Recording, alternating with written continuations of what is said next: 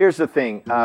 We can talk about what got you there, but if you want the short conversation, if you go to the point, what I'm hearing is that you're using him until something better comes along. Am I wrong? Okay. You are right. But I couldn't leave the guy. Also, the fact that you've had sexual relationships with him creates a chemical bond between you and him. It's called oxytocin bonding. Women have about 35% more oxytocin than men do, and pleasurable sexual experiences causes women to bond with whoever gave them that experience. So there's also a biochemical compulsion to stay with that because your brain, your body, your nervous system is telling you this feels like home, even though it's not the one that you would ultimately want to choose.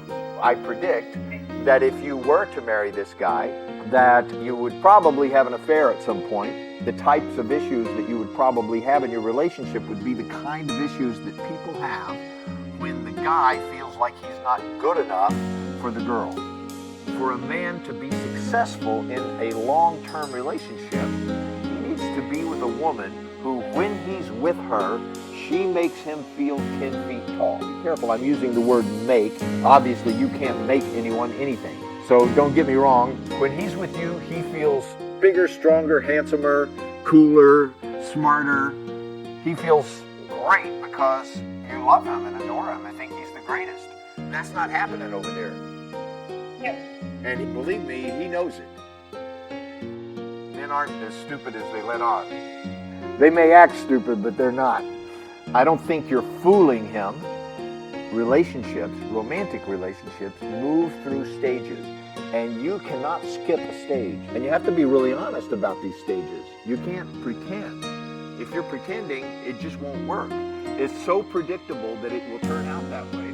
I don't see that this, even if you got married to him, these are the kind of things that are going to end up happening.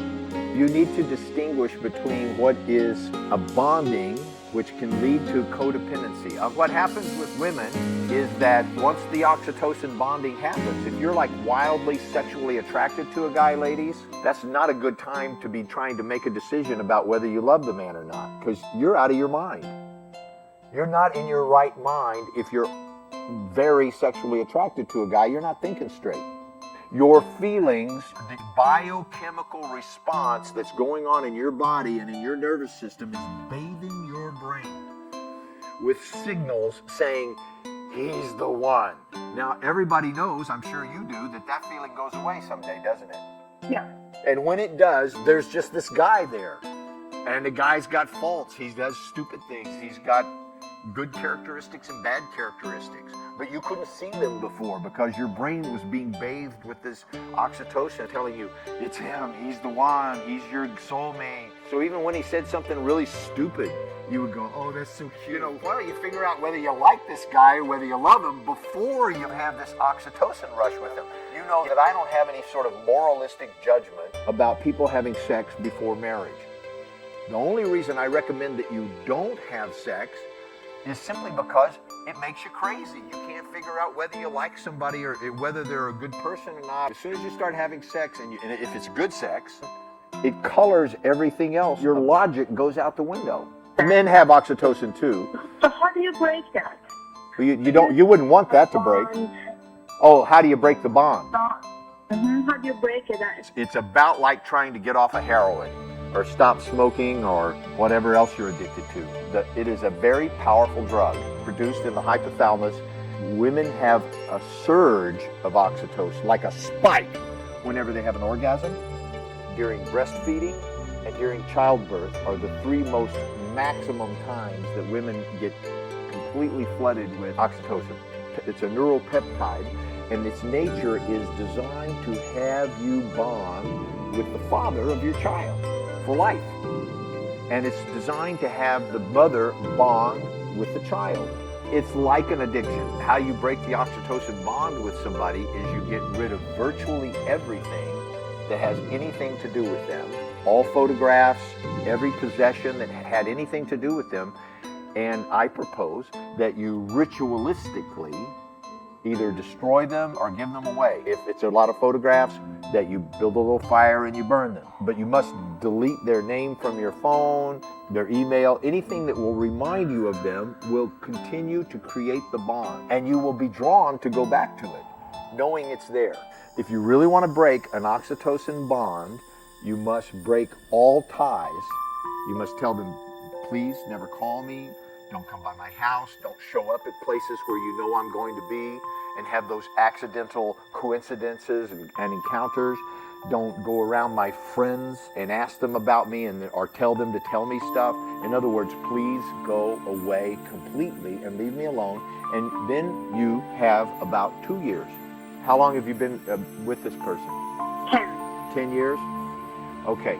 To break off ties with somebody that you've been together with for 10 years, it's like the death of a sibling. It's as if a brother or sister died. How long does it take to get over that?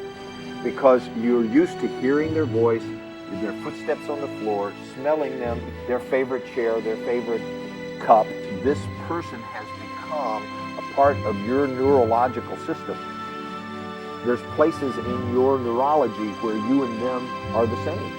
It's like there's no separation. So to break that bond, you must make a decision to do it, first of all, an irrevocable decision.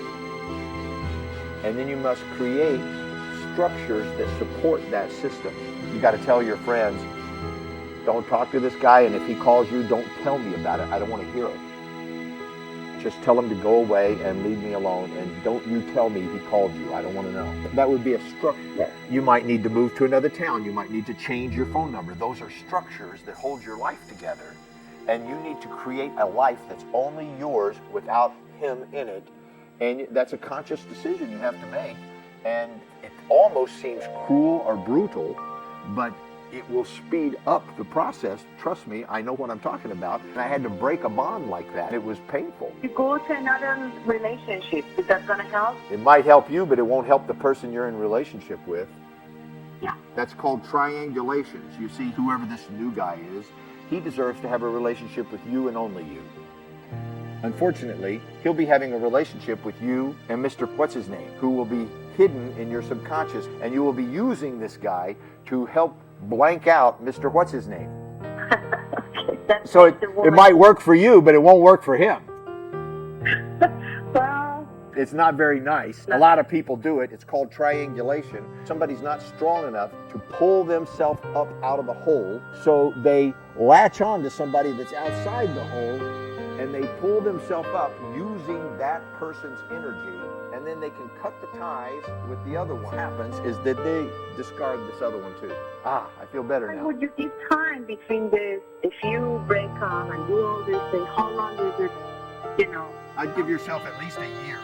10-year relationship, a year and a half. I'm not saying don't have any relationships, but don't go get strongly bonded to somebody else, because then you're just changing heroin for morphine. You're exhibiting addictive, codependent behavior, so you aren't getting well.